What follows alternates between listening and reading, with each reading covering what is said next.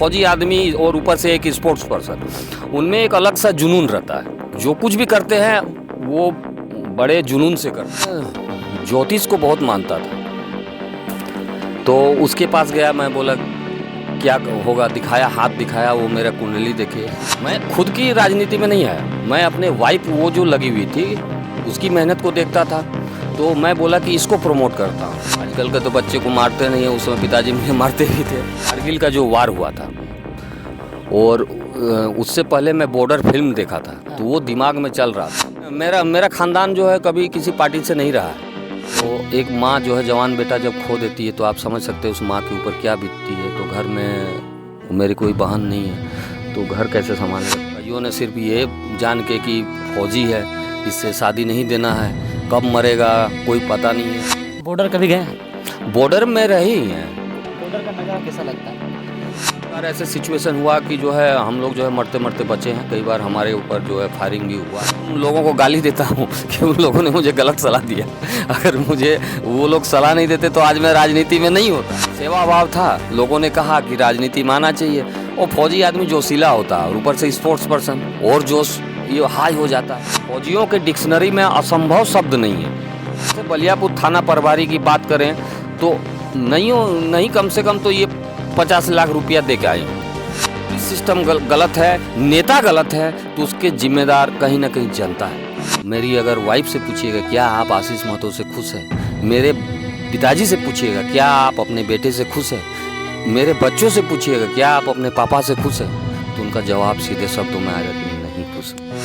किसी का दुख मुझसे जो है देखा नहीं जाता है। मुझसे जितना होता है, चाहे सशरीर हो चाहे कहीं पैसे से हो, जहाँ भी होता है मैं मदद करता हूँ। जितने भी फ्रेंड सर्कल है या मेरा उठना बैठना, कभी बड़े लोगों के साथ नहीं देखिएगा, कभी नहीं देखिएगा। चाहिए मैं लोगों का प्यार का भूखा हूँ। अगर मैं पैसे की बात करूँ तो एक समय मेरे पास जो है 5-5 गाड़ियाँ थी। आदमी को जब डर लगता है ना तो आदमी बाप को याद करता है, और इंसान को जब दुख होता है ना तो वो माँ को याद करता है, याद आता है। माँ से बढ़ के कोई नहीं है। देखिए हमेशा माँ की कमी खलती है। गोबर भी मैं झाड़ू मारता था, गोहाल समझते हैं, गोहाल में झाड़ू मार के गोबर सिर पे लेके मैं बाहर फेंकता था, खेती करता था। मेरे घर में उस समय कुआँ चापाकल कुछ नहीं था, दूसरे के दूर से कुआँ से पानी लाता। और जिस चेहरे को आप देख पा रहे हैं हमारे कैमरे के अंदर, और फिलहाल हम इनकी आज बायोग्राफी के बारे में आपको बताएंगे। आप सभी देखे होंगे इनके गाड़ी में एक्स आर्मी लिखा हुआ रहता है, और एक्स आर्मी के बारे में उनका बायोग्राफी काफ़ी चर्चा में है। और हम इस शख्स को, एक सवाल रहेगा हमारे चैनल की तरफ से, जब ये शख्स आर्मी में था, क्योंकि आर्मी वाले अक्सर बहुत कम जाते हैं राजनीति में बाहर। आपको भी जोहार, और आपके चैनल के जितने भी व्यूअर्स हैं सबको मेरा झारखंडी जोहार। आशीष दा, मेरा पहला सवाल आपसे है, आर्मी की जो पोस्टिंग था कौन सा वर्ष था? देखिए मैं आर्मी जो है 2002 में जो है ज्वाइन किया था, और लगभग 16 साल 8 महीना मैंने आर्मी में जॉब किया। उसके बाद जो है 2018 को मैं VRS दे दिया था। इंडियन आर्मी में थे आप? हाँ, इंडियन आर्मी में। मतलब 16 साल आप इंडियन आर्मी में जॉब किए थे? 16 साल 8 महीना। अभी तक लगभग आपका कितना एज हो गया? अभी मेरा जो है 45 एज हो गया। 45। तो 16 साल जॉब करने के बाद मतलब आपको ऐसा क्या आन पड़ी, क्योंकि आर्मी अक्सर राजनीति में बहुत कम जाते हैं, तो क्या आपका विचारधारा कहाँ से आया कि हम राजनीति करें? देखिए सबसे पहले तो मैं आपको बता रहा हूँ कि मैं आर्मी में था, तो मैं मतलब आप जान के ताजुब हो जाइएगा कि आर्मी में मैं 16 साल 8 महीना रहा हूँ। तो मुश्किल से अगर मैं 2-3 महीना ही ऐसा होगा कि मैं जो है वर्दी पहना हूँ, जो कॉम्बैट ड्रेस होता है, जो जिसको चीता ड्रेस बोलते हैं आर्मी का, तो वो मैं मुश्किल से जो है 2-3 महीना ही पहना हूँ।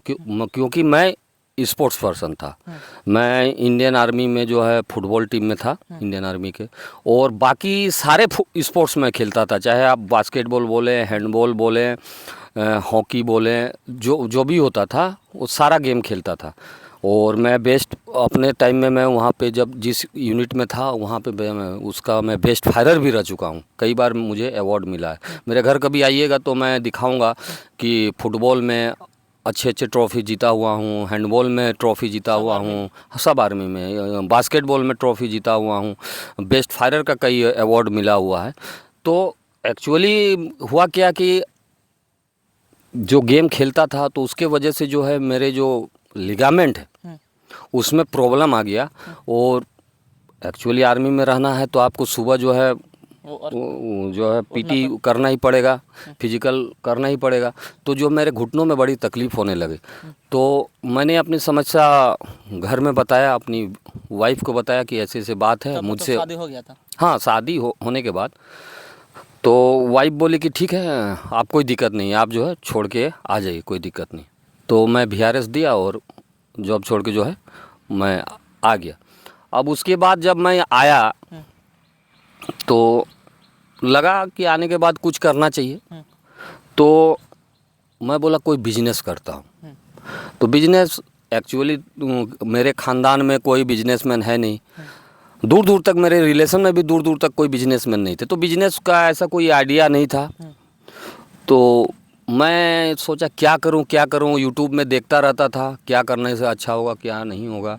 तो देखते देखते फाइनली मैंने डिसाइड किया गॉट फार्म खोला जाए, बकरी फार्म। फिर मैं जो है शेड बनाया, राजस्थान से जाके जो है उस समय 42 बकरियां मैं लेके आया।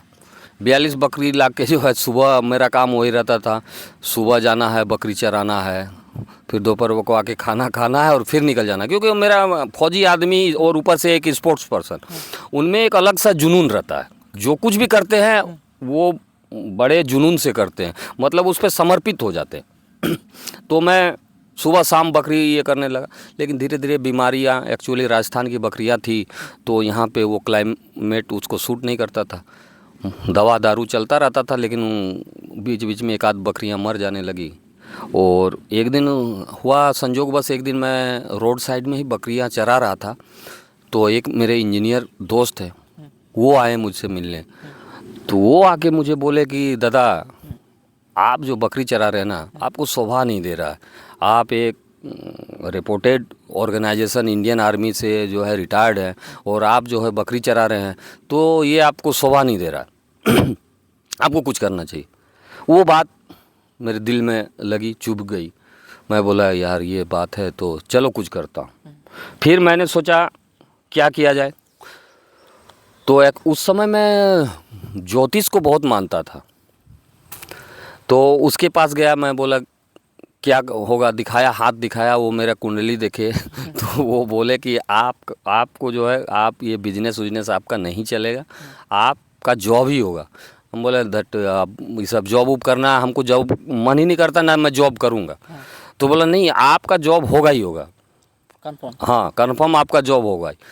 तो फिर वही दिमाग में घूमने लगा, तो मैं बोला चलो एक काम करते हैं। तो चूँकि एक्स आर्मी होते हैं तो उनका बहुत सारे जॉबों में जो है रिजर्वेशन रहता है, कोटा रहता है, गार्ड भी दिया जाता है कहीं कहीं। हाँ बहुत तरह का होता है, जिसका जिस तरह का क्वालिफिकेशन होता है उस तरह से उनका जो है, जैसे रेलवे में रहता है, बैंकों में रहता है, गार्ड तो सिक्योरिटी गार्ड वगैरह ये सब तो रहता ही है साधारण। एक्चुअली आर्मी में मैं था तो टेक्निकल विंग में था, electronics and mechanical engineering groups में मैं था। वहाँ पे मैं जो है ऑटोमोबाइल से डिप्लोमा किया हुआ था। तो मैं सोचा उस समय रेलवे का वैकेंसी गुड्स गार्ड का निकला हुआ था, तो मैं सोचा चलो इसको भरते हैं। उसको भरे। कितने साल में? वही मतलब 2018 की बात है। तो मैं जो है उसको भरा, फॉर्म भरा और उसके बाद मैं उसके लिए कोचिंग ज्वाइन कर लिया। कोचिंग जाता था तो छोटे छोटे बच्चे मेरे उम्र के तो है, अब है नहीं, सब कम उम्र के हैं, लड़के थे लड़कियां थी। बड़ा ख़राब सा फील होता था, लेकिन क्या करें, करना था हमको कि नहीं भाई हमको जॉब लेना है तो लेना है। रात भर पढ़ता रहता था। तो उसी बीच में जो है झारखंड सरकार में जो है मोटर व्हीकल इंस्पेक्टर का जो है एक पोस्ट का जो है एक्स सर्विसमैन का जो है बहाल निकलता है, वैकेंसी निकलता है, उसमें अप्लाई करते हैं। तो मुझे इसके बारे में कोई जानकारी नहीं था। मेरे भाई जो थे वो BLO हैं, वो जो है बताए कि बहुत अच्छा जॉब है, रॉयल जॉब है, तो आप इसमें ही कीजिए। फिर उसमें किया तो उसमें जो है मेरा हो गया, सिलेक्शन हो गया। उसमें मैं जो है 3 साल 2019 से लेके 2022 तक उसमें जॉब किया। उसके बाद उसमें से जब मैं हटा तो उसी बीच में जब मैं जॉब करता था, उसी बीच में जो है ये भाषा आंदोलन जो है झारखंड में शुरू हुआ। वो भाषा आंदोलन शुरू हुआ तो उसमें जो मेरी मैडम थी, जो अभी जिला परिषद है वर्तमान में और सिंदरी की पूर्व प्रत्याशी रही विधानसभा की, श्रीमती उषा महतो, तो वो जो है इधर उधर जाती रहती थी, प्रोग्रामों में जाती रहती थी। तो उसी से जो है जयराम महतो का उनसे जो है मुलाकात होता है। और जयराम महतो जो है इनको दीदी दीदी बोल के इनका काफ़ी सम्मान करते थे। तो वो जुड़ गई जेबी केसेस में जो है तो जुड़ी, हर जगह प्रोग्राम में पूरा झारखंड वो जाने लगी, हर सभाओं में जाने लगी। उसके बाद जब मैं रिटायर्ड हुआ तो मैं बोला चलो, अगर मेरी धर्मपत्नी अगर इस तरह काम कर रही है तो मुझे इसको प्रमोट करना चाहिए। तो मैं उसके पीछे समर्पित हो गया कि मैं अपनी वाइफ को आगे बढ़ाऊंगा। मैं खुद की राजनीति में नहीं आया, मैं अपने वाइफ वो जो लगी हुई थी उसकी मेहनत को देखता था।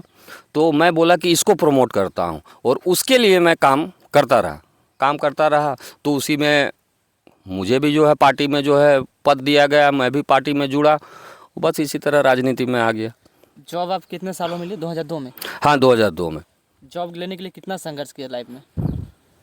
देखिए, जॉब का मैं बता दूं, मैं शुरू से बड़ा बिंदास लड़का रहा हूं। मैं पढ़ता भी था, मौज मस्ती भी करता था, खेलकूद भी करता था। तो सबसे ज़्यादा मुझे खेलना पसंद था। पढ़ना उतना पढ़ने मतलब दिल नहीं करता था, लेकिन मजबूरी है, डिग्री लेना पड़ेगा। पिताजी जो है, आजकल के तो बच्चे को मारते नहीं है, उस समय पिताजी मुझे मारते भी थे कहीं हाँ, बहुत ज़्यादा मारते थे, क्योंकि मैं खेल कूद से ही जुड़ा रहता था। कहीं उस समय मोबाइल नहीं था, मैं जैसे कहीं खेलने जाता था, पिताजी को पता चल जाता था, वहीं पहुंच जाते थे और वहीं से मार के घर लाते थे। ज़्यादा क्या खेलते थे आप? मैं क्रिकेट और फुटबॉल, एक्चुअली इधर वो क्रिकेट और फुटबॉल ही है, तो क्रिकेट और फुटबॉल खेलता था। तो जॉब वॉब का ये नहीं था, तो पिताजी को ख़राब लगता था। एक दिन क्या हुआ, हम लोग 3 भाई थे, तो एक दिन पिताजी बैठाए हैं, मैं सो गया था, शाम को ड्यूटी से आए तो मैं सो गया, तो मुझे डांट डूट के बैठाए, बैठो पढ़ो। तो उसी बीच में मैं रो रहा था, तो वो मुझे बोले कि तुम जो है, पूछे कि क्या करेगा। तो मैं भी, एक होता है ना, युवा लड़का था मैं, बड़े बड़े सपने होते हैं लोगों के, मैं भी फेंकना शुरू किया, ये बनूंगा वो बनूंगा। तो मेरे पापा जो है गुस्सा से हमको बोल दें कि तुम्हारी अगर इतनी हिम्मत है तो, चूँकि पापा रेलवे में जॉब करते थे, तो बोले कि अगर तुम्हारी इतनी हिम्मत है तो रेलवे में जो लेटरिन सफाई वाला तुम जॉब लेके दिखाओ, मतलब सफाई कर्मी का जॉब लेके दिखा दो, मैं मान जाऊंगा। और वो बात मुझे मेरे दिल में चुभ गई। मैं बोला यार, ये सब साला जॉब वॉब ठीक नहीं है, सफाई कर्मी अब अच्छा लगेगा, एक युवा कोई चाहेगा कि मैं सफाई कर्मी बनूं। तो उसी समय जो है जो कारगिल का जो वार हुआ था, और उससे पहले मैं बॉर्डर फिल्म देखा था, तो वो दिमाग में चल रहा था। तो कारगिल वार हुआ था, सेना काफ़ी जो है, हमारे जवान जो है देश के शहीद हुए थे। तो सेना में जवानों की भर्ती काफ़ी ये से हो रही थी, ज़ोर शोरों से हो रही थी। तो लड़कों ने बोला, दोस्तों ने, कि चलो चलते हैं सेना में। तो उसी में मैं एक बार दौड़ में गया, तो उसमें नहीं निकाल पाया। तो वो चीज़ भी लगी दिल में कि यार, मैं एक स्पोर्ट्स पर्सन होता, आर्मी का दौड़ नहीं निकाल पा रहा हूँ, ये तो बड़ा ये बात है, ख़राब लगा। फिर मैं उसी में मेहनत करने लगा, और नेक्स्ट जो था उसमें मैं बहाली में, उसमें मैं जो है सिलेक्ट हो गया। तो मतलब आपका टर्नओवर 2002 में अचानक चेंज हो गया? हाँ, 2000। ये डायरेक्ट बहाली था क्या जो आपका ज्वाइनिंग हुआ था? हाँ, उस समय आर्मी में डायरेक्ट बहाली होता था। एग्जाम कुछ हुआ था? हाँ, एग्ज़ाम तो होता है, ये रिटर्न एग्ज़ाम होता है। उसमें एग्ज़ाम होता है कि नहीं देखिए, एग्ज़ाम हर समय के लिए हार्ड ही होता है। एग्ज़ाम चाहे आप 1 क्लास का बच्चों को पूछिए तो उसके लिए भी हार्ड है, 10th क्लास के बच्चे को भी पूछिए उसके लिए हार्ड है, कंपटीशन वाले लड़कों को पूछिए तो एग्ज़ाम तो सबके लिए हार्ड ही होता है, नर्वसनेस होता ही है। तो उसमें एग्ज़ाम इस वजह से होता था, कोई मतलब लड़ने वाला सेना में जाना है, किसको लेना है, मेडिकल कोर होता है उसमें जाना है, टेक्निकल कोर होगा उसमें जाना है, सप्लाई कोर, इसलिए उसके वजह से एग्ज़ाम में होती है। रनिंग कितना था उस टाइम? 5 किलोमीटर। 5 किलोमीटर। तो मतलब आपकी बीबी के पास तो बहुत सारे ऑप्शन थे, बीजेपी थे, जेएमएम थे, मतलब जेएलके में ऐसा क्या लगा कुछ? देखिए, मेरा ख़ानदान जो है कभी किसी पार्टी से नहीं रहा है। हाँ, पिताजी थे उस समय लाल झंडा करते थे, सर्विसमैन थे पिताजी। हाँ, रेलवे में थे, तो एक समर्थक थे। तो बाकी मेरा ख़ानदान में दूर दूर तक कोई पॉलिटिक्स में नहीं रहा है। ये भाषा आंदोलन आया, ये हमारे झारखंड की अस्मिता की बात थी, इस वजह से जो है वो कूदी, उसमें मेरा सहयोग रहा, और बस वही जो है ये रहा कि हम लोग जो है पॉलिटिक्स में आ गए। तो आपका शादी तब कब हुआ था? देखिए शादी मेरा 2005 में हुआ। लव मैरिज के अरेंज? नहीं नहीं, मेरा भी शादी भी मतलब आप बोलिएगा कि वो भी एक कहानी ही है। हाँ। मतलब एक मूवी थी, हाँ।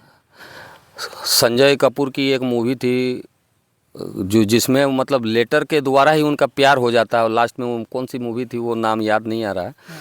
तो उसी टाइप का था कि पहली बार जो गाना बोलते हो। हाँ हाँ हाँ। तो क्या हुआ कि मेरी माँ जो थी, मेरे भैया थे, भैया जो है बीएसएफ में इंस्पेक्टर के पद पे थे।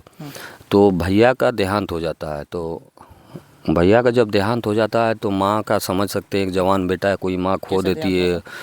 रोड एक्सीडेंट में हो गया था, यहीं बलियापुर हाई स्कूल के सामने सोता एक पेड़ से टकरा गए थे। बीमार थे, जॉन्डिस हो रखा था, छुट्टी आए हुए थे, किसी तरह हो गया, किस्मत का ये था। तो एक माँ जो है जवान बेटा जब खो देती है तो आप समझ सकते हैं उस माँ के ऊपर क्या बीतती है। तो घर में मेरी कोई बहन नहीं है तो घर कैसे संभालेगा। तो पापा बोले कि अब तो शादी करना ही पड़ेगा। बोले चलिए ये करता हूँ। सबसे बड़े आप ही का? तब वो मेरे से बड़े थे तो वो गुजर गए, तो अब मैं बड़ा हुआ। तो अब बोले कि अब शादी करना है। बोले चलिए करता हूँ। तो कई जगह देखा तो कई जगह मुझे पसंद नहीं आया। कईयों ने सिर्फ ये जान के कि फौजी है इससे शादी नहीं देना है, कब मरेगा कोई पता नहीं है। होता है? एकदम होता है ये। अभी थोड़ा सा मतलब लोगों की सोच चेंज हुई है। जो पहले यहाँ हमारे बलियापुर क्षेत्र में नहीं के बराबर आर्मी लोग थे। मुझे ये है कि मेरे से पहले एक थे, उसके बाद मैं ही हुआ था। तो ज़्यादा यहाँ लोग थे नहीं, लोग सुनते थे लड़ाई होती है, मर जाते हैं, तो डर होता है कि बेटी का शादी दे दूंगा। और डरना भी लाजमी है कि शादी दे दूंगा, कब लड़ाई हो जाएगा और कब शहीद हो जाएगा, तो डर होता है, तो नहीं देना चाहते थे। तो मैं उसमें ये हो गया, फेडअप हो गया। मैं बोला कि आप घर वाले को बोल दिया कि आप लोग को जहाँ पसंद आता है, जो मुझे पसंद करेगा आप उसको ही कीजिए। तो मेरा भाई जो है गई मैडम के पास, उसको पसंद आया तो वो भी मुझे जो है फ़ोटो देख के ही पसंद की, वो भी मुझे देखी नहीं। और जब तक शादी नहीं हुई तब तक मैं भी उसका चेहरा नहीं देखा था। इसी तरह हुई शादी हुई। मतलब बिना देखे शादी हो गया, फोटो देखे? हाँ, मैं तो फ़ोटो भी नहीं देखा था, वो मेरा फ़ोटो देखी थी, बिना देखे ही जो है शादी हो गया। करना था, मजबूरी थी, लेकिन ऐसा नहीं है। खुश हूँ, अपने वैवाहिक जीवन में खुश हूँ। बहुत सारे घूमे भी रहता है बहुत जगह। हाँ, देखिए हम लोग का तो आर्मी वाले का जॉब ही होता है, एक जगह तो नहीं रहते हैं ना, ऑल ओवर इन लाइफ में। हाँ, फायरिंग तो स्वाभाविक है। फायरिंग जो भी सामने से कोई अगर युद्ध होता है, कोई लड़ाई होता है? नहीं, देखिए एक्चुअली मैं स्पोर्ट्स पर्सन था, तो और वैसा मौका उस हमारे 2002 से लेके जो है 2018 तक मैं जो है जॉब किया, उस बीच कोई लड़ाई नहीं हुआ। एक बार जो है जो संसद भवन में जब अटैक हुआ था तो उस समय माहौल बना था। तो उस समय हम लोग सब बॉर्डर में डिप्लॉय हुए थे, पाकिस्तान बॉर्डर रजौरी में। लेकिन फिर रात भर रहे, 24 घंटा हम लोग डिप्लॉय थे वहाँ से। फिर मैसेज आ गया कि नहीं, सब बैक हो जाइए। तो उस तरह का मौका नहीं मिला। शौक तो था लेकिन मौका नहीं मिला। बॉर्डर कभी गए हैं? बॉर्डर में रहे ही हैं। बॉर्डर का नज़ारा कैसा लगता है? देखिए, अगर कोई इंसान पहली बार जाएगा तो उसको डर तो लगेगा। जब मैं भी, मेरा फर्स्ट पोस्टिंग जो है JNK मतलब जम्मू कश्मीर में ही हुआ। तो वहाँ पे जब फर्स्ट बार मैं गया, मैं मूवियों में देखता था, लोगों से सुनता था है आतंकवादी आतंकवादी। तो उस चीज़ का जो दिमाग में जो पहले से बैठा हुआ था, और जगह भी ऐसा है, मतलब पूरा पहाड़ी है, वो उसमें घूम घूम के जो है आपको जो है ऊपर जाना है। और पहाड़ों में मतलब सुनसान सा पहाड़ है, जंगल है, तो सब देख के डर लगता था। अरे कहीं तापमान भी 0 डिग्री। हाँ, तो नहीं, तापमान जम्मू कश्मीर में नहीं है, लेह लद्दाख में, वहाँ भी रहा हूँ। तो वो डर तो रहता है, लेकिन फिर वहाँ पे जब रहा, वहाँ के लोगों का ये देखा, घूमते थे, उसके बाद डर जो है ख़त्म हो जाता है। और ट्रेनिंग भी इस तरह दिया जाता है कि डर आपके लाइफ में कभी रिस्क आया है? हाँ, कई बार ऐसे सिचुएशन हुआ कि जो है हम लोग जो है मरते मरते बचे हैं। कई बार हमारे ऊपर जो है फायरिंग भी हुआ है। हम लोग जिस यूनिट में रहते थे, जहाँ सोते थे, वहाँ पे फायरिंग हुआ।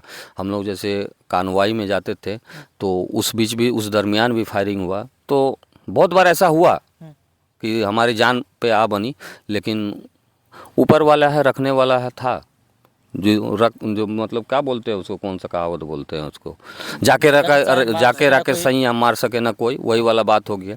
तो एक चीज़ है, जम्मू कश्मीर में तो पत्थरबाजी बहुत होते थे तब पहले, तो हाँ, वहाँ के लोग भी पत्थरबाजी करते थे, तो आप भी क्या पत्थरबाजी के शिकार हुए हैं क्या?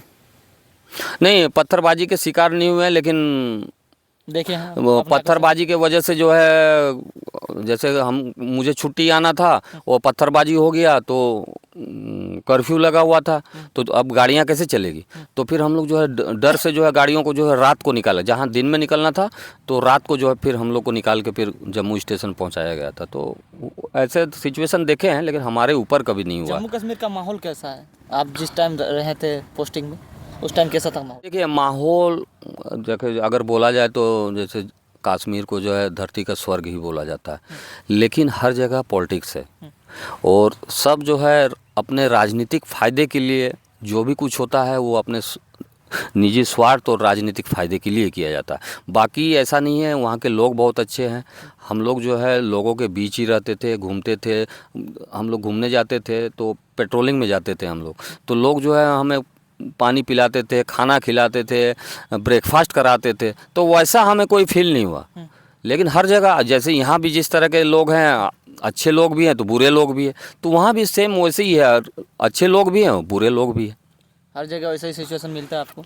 हाँ हाँ, सभी है। आप यहाँ अगर बलियापुर की बात करें तो यहाँ भी अच्छे लोगों की कमी नहीं है, लेकिन आप इसको भी नकार नहीं सकते कि यहाँ बुरे लोगों की भी कमी नहीं है।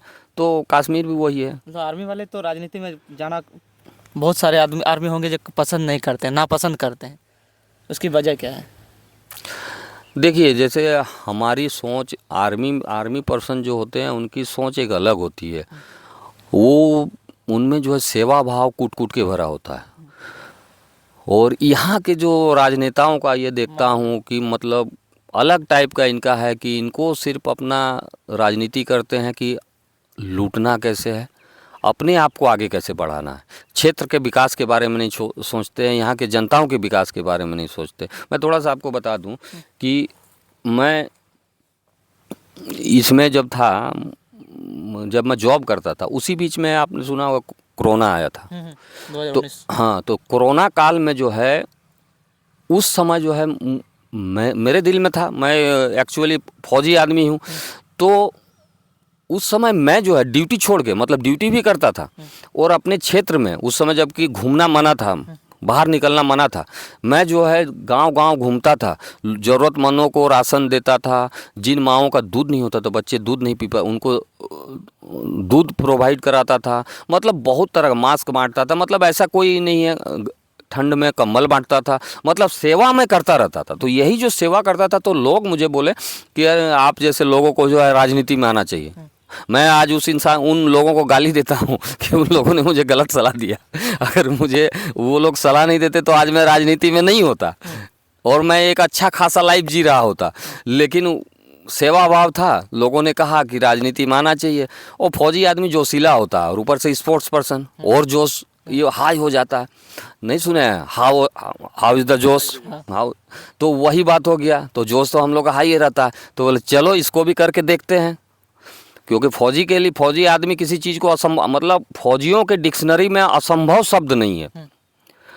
तो मैं बोला चलो इसको भी करते हैं, तो फिर उसी में आ गए। फौजी और पुलिस में क्या डिफरेंस नज़र आता है आपको? देखिए एक चीज़ मैं ये नहीं बोलूँगा कि जो झारखंड पुलिस है, चाहे किसी भी राज्य की पुलिस है, उनमें ऐसा नहीं है कि सब भ्रष्ट हैं, ईमानदार लोग भी हैं, लेकिन जो भ्रष्टाचारी लोग हैं उनकी संख्या ज़्यादा है। तो जो ईमानदार लोग हैं वो, उनके वजह से उनकी छवि दब जाती है। और अभी जो पुलिस विभाग का, किसी भी आम जनता को पूछिएगा, उनको यकीन नहीं होता है पुलिस पे, वो यकीन नहीं करते हैं। हर इंसान जो, अगर 100 आदमी से आप पूछिएगा तो उसमें 99 आदमी जो है पुलिस को गाली देंगे, उसको अच्छा नहीं बोलेंगे। लेकिन ऐसा नहीं है कि हर कोई करप्ट है, अच्छे लोग भी हैं। और ऊपर से दूसरी बात, इनके ऊपर क्या प्रॉब्लम भी आती है, ऐसा नहीं है। अभी मान लीजिए जैसे अगर मैं बलियापुर का हूँ, तो बलियापुर थाना प्रभारी की अगर बात करूँ, अगर इन्होंने भी कसम खाया है कसम खा के वर्दी पहना है कि जो है मैं ईमानदारी से निष्ठापूर्वक काम करूँगा। इनकी सोच भी अगर रही होगी कि नहीं मुझे अच्छा से ही करना है, ईमानदारी से करना है, लेकिन दिक्कत यहाँ आ जाती है कि यहाँ की सबसे बड़ी कमी है यहाँ के नेताओं की। अभी जैसे बलियापुर थाना प्रभारी की बात करें तो नहीं कम से कम तो ये 50 लाख रुपया दे के आए होंगे। ये मतलब किसी से छुपा हुआ नहीं है, कोई मतलब करोड़ों रुपया दे के आते हैं, पोस्टिंग कराते हैं। अगर इनको अच्छा जगह पोस्टिंग जाना है तो पैसा देना है, तो पैसा ले कौन रहा है ये हमें समझने की ज़रूरत है। वही नेता जिसको हम चुने हैं, वही मंत्री बना है, वही पैसा लेता है।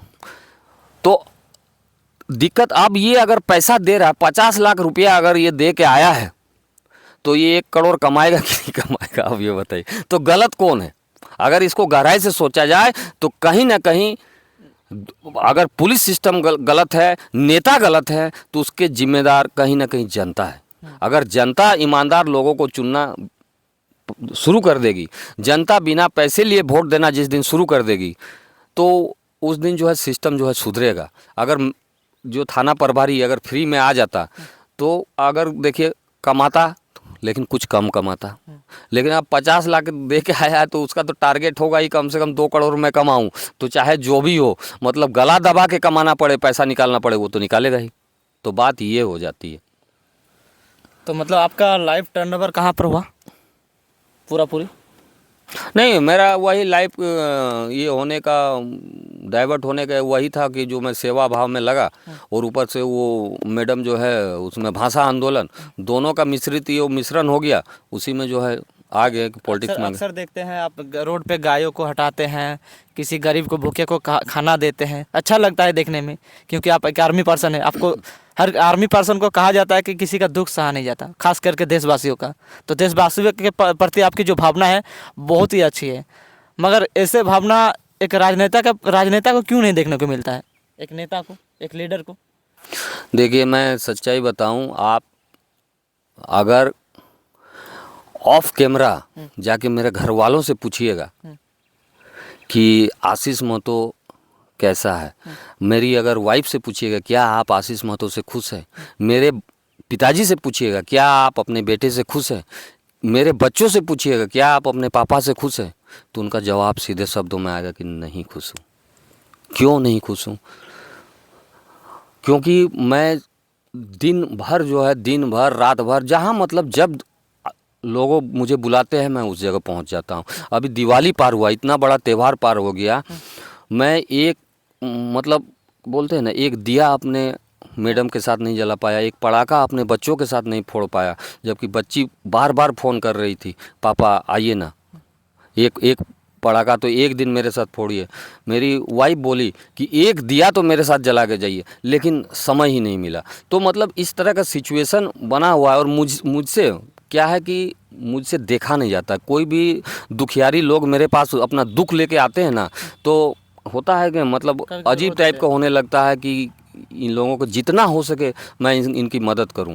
पहले जो है जब मैं जॉब करता था तो उस समय पैसे थे, पेमेंट आता था, तो मेरे घर में सुबह से लोगों का जमावड़ा रहता था, मतलब ज़रूरतमंदों का। इतनी मतलब लोगों की इतनी ज़रूरतें हैं कि पूरा करना जो है संभव नहीं हो पाता था, लेकिन जितना होता था वो मैं करता था। मतलब दिल है ये मानता ही नहीं है, किसी का दुख मुझसे जो है देखा नहीं जाता है। मुझसे जितना होता है, चाहे शरीर हो चाहे कहीं पैसे से हो, जहाँ भी होता है मैं मदद करता हूँ। अब रही बात ये राजनेताओं की, देखिए अब सबकी अपनी अपनी बात है, सबकी अपनी अपनी संस्कार है, जो जिस परिवेश में पले हैं उसी हिसाब से लोग काम करते हैं। जो लोग दुख देखे हैं वो गरीबों का दुख को समझेंगे, जिन्होंने कभी दुख देखा नहीं हो क्या गरीबों को उनका दुख दर्द को समझेंगे।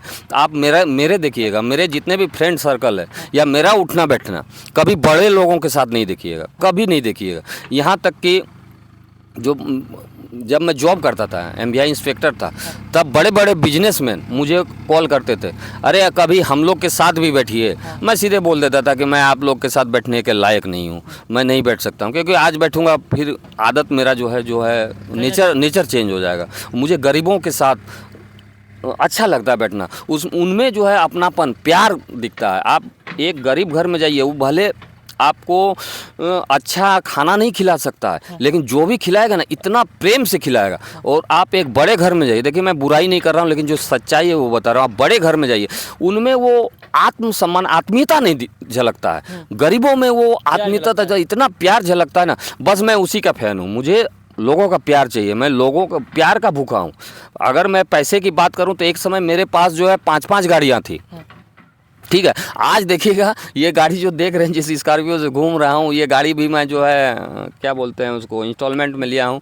लोन महीना महीना चुकाना पड़ता है। मतलब देखिए कहाँ से कहाँ मेरा डाउनफॉल अब भी हुआ और डाउन भी तुरंत हो गया। तो डाउन मैं किस लिए, डाउनफॉल में किस लिए गया कि मैंने जो जितना भी मैंने कमाया, चाहे वो आर्मी का पैसा हो, चाहे मैं एमबीआई इंस्पेक्टर रहा उसका पैसा हो, सब मैंने जो है जनता के इसमें लुटा दिया। आप मेरे क्षेत्र में कहीं भी जाइएगा, हर इंसान ये बोलेगा कि आशीष महतो ऐसा इंसान है जो लोगों को दिया ही है, लिया किसी से नहीं। हाँ, लोगों से लिया हूँ, लोगों का प्यार लिया हूँ, लोगों का आशीर्वाद लिया हूँ। आप नंगे पैर भी ज़्यादा घूमते हैं ना, आप में कोई एटीट्यूड रहता है और हंसमुख चेहरे भी हैं आपके। देखिए मुझे बात ये होती ना, मान लीजिए मैं, क्योंकि मैं पहले ही बताया कि मेरे जो दोस्त हैं, फ्रेंड सर्कल है या उठना बैठना, मेरा गरीब लोगों के साथ होता है। मेरा अगर दोस्त कोई बड़ा आदमी बन जाता है, वो अच्छे पोस्ट में चला जाता है, उससे मैं दूरी बना लेता हूँ। तो अगर मैं किसी गरीब लड़के के साथ मैं बैठूं, पूरा टिप टॉप पहन के एकदम गोगल्स उगल्स स्टैंडर्ड वाला स्टाइल वाला गोगल्स उगल्स पहन के एकदम जीन्स वून्स एकदम टिप टॉप में अगर रहूं, तो और उसके पास जाकर बैठूं, तो वो मुझसे बात नहीं कर पाएगा। देखिए आदमी अपने लेवल के आदमी से खुल के बात करता है, बात तो कर पाएगा लेकिन डर डर के करेगा। और मैं इस तरह से रहना पसंद करता हूँ कि ताकि वो मुझसे खुल के बात करे, खुल के वो मुझे चाहे गाली दे, चाहे अपने दिल की बात बोले, जो भी बोले वो मुझसे खुल के बोले, वो मुझसे डरे नहीं। मैं एक बात बताता हूँ, एक दिन यही जो जहाँ आज यहाँ पे आए हुए हैं, इसी पंचायत में मैं एक दिन जा रहा था गाड़ी लेके, तो ये यहाँ पे डोम बस्ती है, एक डोम का जो है उनको ट्रेन पकड़ के जाना था वहीं क्या पारसनाथ, तो लेट हो रहा था। तो मेरा गाड़ी देख के वो मुझे रोका कि दादा मुझे थोड़ा प्रधानघट्टा स्टेशन छोड़ दिया। उस दिन मुझे इतना खुशी हुआ कि इसकी हिम्मत हुई, नहीं तो दूसरे नेता के गाड़ी रोकने की हिम्मत नहीं होती है। तो मुझे उसके हिम्मत को देख के मतलब मुझे लगा कि नहीं, मैं एक सही इंसान हूँ, मेरा काम सही है। लोग मुझे, एक गरीब तबके के लोग मुझे हाथ मार के मुझे गाड़ी में बैठाने ले जाने के लिए बोल रहे हैं। आप कितने विधायक को देखे हैं हाँ। लेके जाते हो? तो मेरे आए दिन आप पोस्ट में कई पोस्ट देखे होंगे। मैं स्कूल के छोटे बच्चों को भी मिलता है तो पहुंचा देता हूं। राह चलते कोई मिल जाता है, धूप में कोई महिलाएं जा रही है, सब्जी बेचने जा रही है, उनको भी बैठा लेता हूँ। खाली जब रहता है मैं बैठा लेता हूँ। तो और आप ऐसे विधायक को नहीं देखिएगा, वो लोग जो है बैठाना तो छोड़िए, उनके साथ बैठना पसंद नहीं करते। किसी विधायक के पास अब जाइएगा ना, एक गरीब आदमी जाएगा तो उसका शब्द भी नहीं सुना जाता है, दूर से एक दलाल के द्वारा उसका बात कहा जाता है। हाँ। तो इस तरह का जाति होता है। मगर आप एक वरिष्ठ नेता रहते हुए, विधायक कैंडिडेट रहते हुए भी आप इस तरह का काम कर रहे हैं, बहुत सराहनीय है। और आपके इस जज्बे को हमारे चैनल की तरफ से बहुत सलाम है आपको। आप नंगे पैर घूमते हैं तो अच्छा लगता है, लोगों के सेवा भावना की तरफ से ये काम करते हैं हमारे आशीष दा।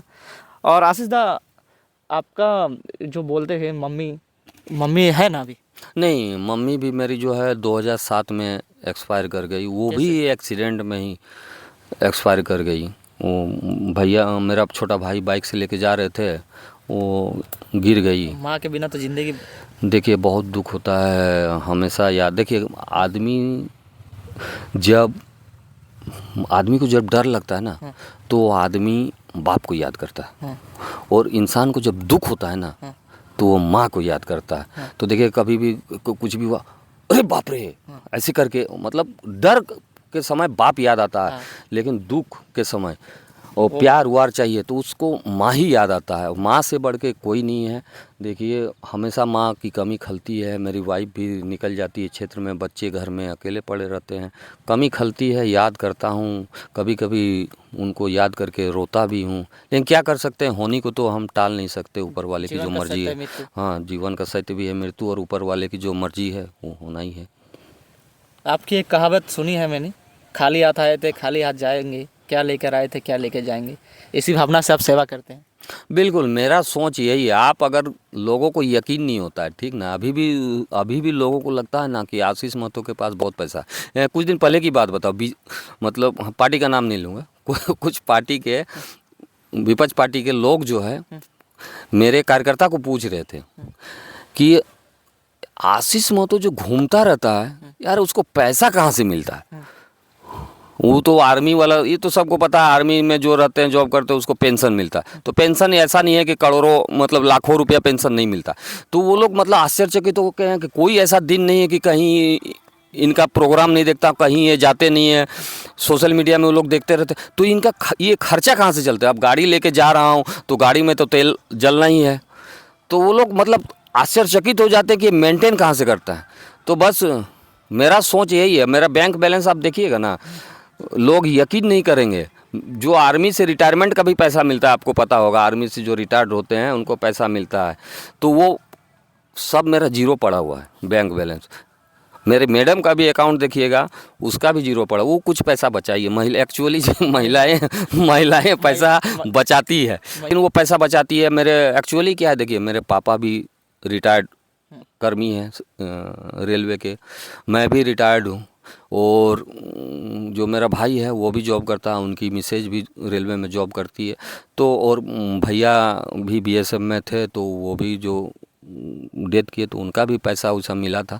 तो इसी तरह बस चल जा रहा है। तो मुझे पैसे की ज़रूरत में मतलब शौक़ नहीं है कि मैं मतलब बड़ा बड़ा बंगला बनाऊं, बड़ी बड़ी गाड़ियों में घूमूं। मजबूरी है, नहीं तो लोग आज के ज़माने में अगर मैं चाहूं तो मोटरसाइकिल में भी घूम सकता हूं, लेकिन मोटरसाइकिल में घूमूंगा ना, लोग वो रिस्पेक्ट नहीं देते हैं। वो मतलब सोचते हैं गए इसके पास कुछ नहीं है। क्या है, थोड़ा आजकल पॉलिटिक्स भी ऐसा हो गया है ना, थोड़ा फॉक्सिंग बाजी करना ही पड़ता। आप एक चीज़ बता रहा हूँ, अभी मैं कितना भी अच्छा काम कर दूँ, हाँ। अभी उस दिन देखा आपने जो हॉस्पिटल में इसको एक्सीडेंट हुआ, आप उस चीज़ को सोशल मीडिया में डालिए, उस चीज़ उसका व्यूज़ देखिए, और अभी मैं यहाँ बैठे बैठे अभी किसी नेता को गाली दे दूंगा, उसका व्यूज़ देखिए। मतलब अच्छा चीज़ को लोग उतना नहीं देख रहे हैं। हाँ। कि इसके अच्छा काम कर रहा है, इसका सराहना करें। देखिए, कर्म को तहज़्ज़ुब देना चाहिए कि इंसान कर्म क्या कर रहा है। अरे मैं भी बैठे बैठे मुख्यमंत्री को, सांसद को, विधायक को गाली दे सकता हूँ। ज़रूरी है, कोई कमी है उनमें, देखिए हर इंसान में कमी होता है, कोई गलत कर रहे हैं उनका विरोध होना चाहिए।